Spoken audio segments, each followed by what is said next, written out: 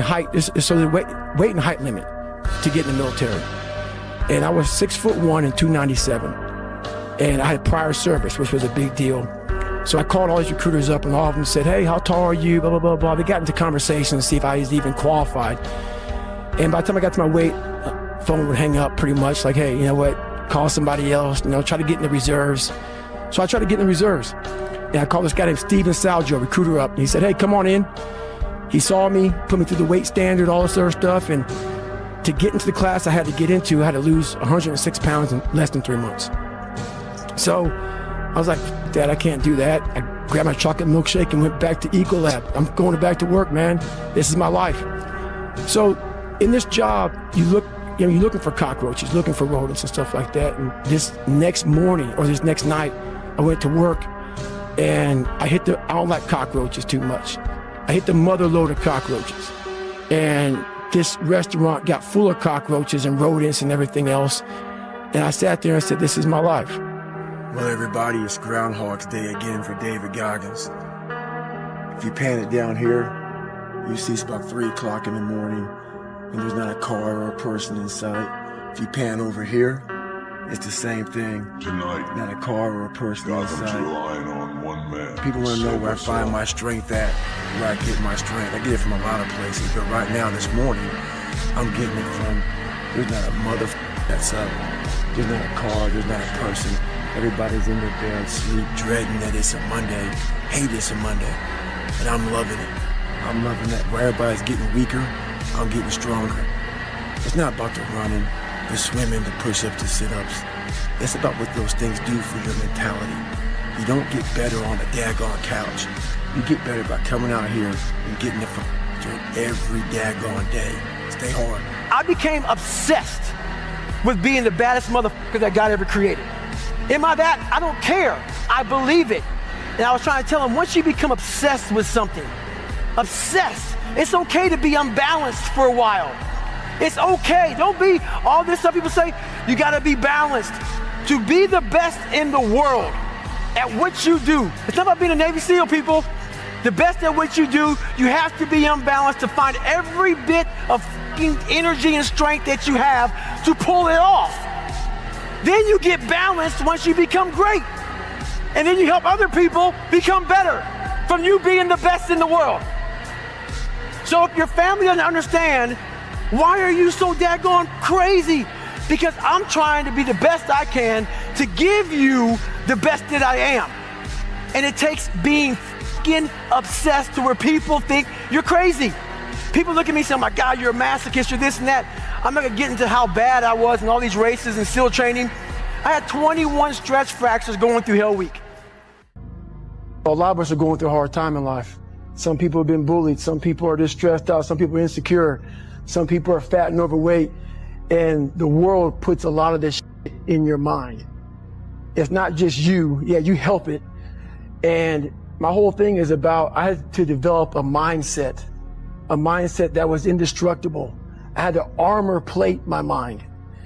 And it's about what you're saying to yourself, but it also comes with work. So whenever I was getting beat down, physically, mentally, spiritually, whatever I was going through, just saying, I would put, you can't hurt me. Can't hurt me just became a message. I would say to myself. And that's just kind of where it comes from. Let me teach you the real life, how it really is. The reason why you're a loser, and the reason why you're not fucking making it, I go to all these fucking conventions, speak all the fucking time. I look in the fucking audience and these people sign up fucking every year to go to a convention, thinking they're gonna learn something fucking different. No, you're lazy. You know exactly what to do. Cause even me, in my state of, I can't read and write, I knew exactly what to do. It just sucks doing it. It sucks to do it. We have an obligation to live our lives to the absolute fullest. Life is one big tug of war, and you don't win that tug of war by pushing the fucking rope. You have to pull that motherfucker. And a lot of times you have to pull yourself through life. This morning, I did not want to get up, so I had to pull my ass out of fucking bed. But guess what? The more and more I got into that run, each fucking step into that run, I started gaining more and more confidence. But to gain that fucking confidence, you have to fucking be willing to pull yourself out of bed, pull yourself out of a pull yourself out of whatever the life is throwing at you to gain that confidence. By the time the run was over, I was like, you motherfucker, I once again beat your ass. You gotta be willing to find the confidence. Stay in the fight, stay in the war, stay in the battle, armor your mind.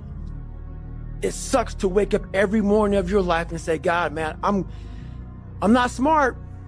So guess what I gotta do? I gotta study the same shit that I got one of the highest scores in the nation on, and do it again, do it again, do it again. It's not just there.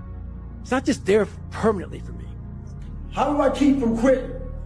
Well, just so you know, man, there's a start line to quitting. And usually that start line, it starts when people show up to any endeavor being out of shape, not in the best shape of their lives. Have you ever seen a fighter and the guy that he's fighting is in real good shape, another person looks gassed? He only has one thought in his mind, and that's quitting. That's all he has. Being out of shape, it limits all of your fucking options. So showing up to any endeavor in the best shape of your life, what that does is it opens up all of your fucking options. And the biggest option that it gives me when I show up that way is, all right, I'm in the best shape of my life. How can I get the body-mind connection going better for me? Start learning more and more and more through pain and suffering. Start learning so much about stuff. Before I knew it, man, I built this beautiful car. And I'm like, how the f did I do that? And I knew how, and I know how to do it because I have all the tools.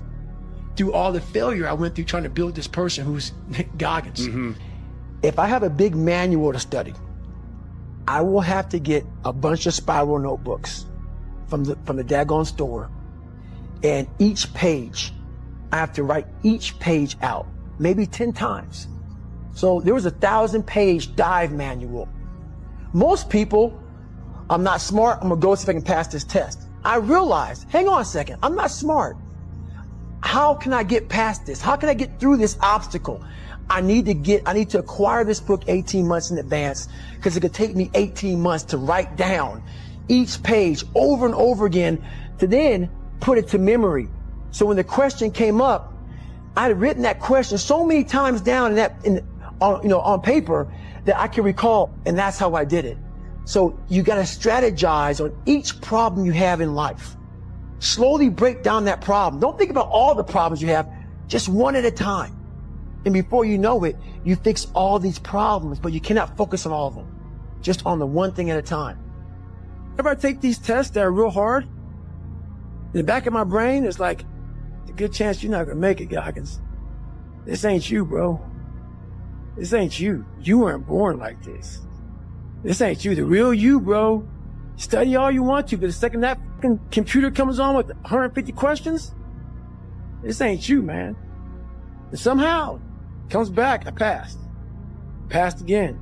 Passed again. But that real me back here every fucking time is saying, that ain't you, bro.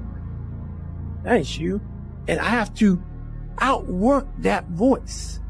When I'm taking that test and I get to a question, I don't fucking know the answer, I'm like, fuck, man. And then says, I told you, man, that ain't you. You're 300 pounds, man. You sit at home, you figure out how to do your hair. That's what you do. How to come to school with the reverse baldness when you're 16. That's you. Anybody that follows me knows one thing. I should be a fat guy. So I get all these fucking emails about how people want to lose weight. I want to lose 50 pounds, Goggins, in 3 months. How do I do it? My response to them is, what have you done so far? I know the answer. The answer is nothing. I know you didn't wake up one morning and decide to fucking damn email me to see what you could do. You woke up for days and weeks and months, not like what you saw in the mirror, going out for a little run, feeling you're fucking damn fat, jiggling shit. If you want something, everything out there is free to you. Google the motherfucker.